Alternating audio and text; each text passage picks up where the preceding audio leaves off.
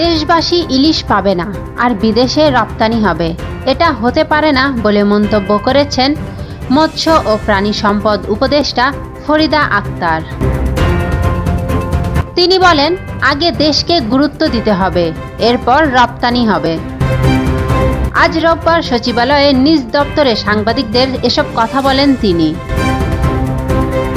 ইলিশ রপ্তানি বন্ধ করা হবে কিনা সাংবাদিকদের এমন প্রশ্নের জবাবে ফরিদা আক্তার বলেন, দেশের মানুষ যাতে ইলিশ মাছ পায় এবং দাম কমে সেই উদ্যোগ নেওয়া হবে। বাজার সিন্ডিকেট ও চাঁদাবাজির কারণে নিত্যপণ্যের দাম বেড়ে যায়, এই সিন্ডিকেট ভাঙতে হবে উল্লেখ করে তিনি বলেন, ভবিষ্যৎ প্রজন্মকে রক্ষা করতে হলে সকল খাদ্যপণ্য ভেজালমুক্ত করতে হবে। সেই সঙ্গে বাজারে পণ্যের সরবরাহ বাড়ালে দাম কমে আসবে, এজন্য সরবরাহ বাড়াতে হবে।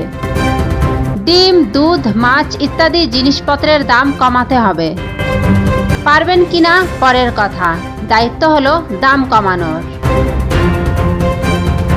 ছাত্র জনতার আন্দোলনের মুখে ৫ আগস্ট শেখ হাসিনা সরকারের পতন হয়। এরপর গত বৃহস্পতিবার রাতে নোবেলজয়ী অর্থনীতিবিদ ডক্টর মোহাম্মদ ইউনূসের নেতৃত্বে দেশে অন্তর্বর্তী সরকার গঠিত হয়।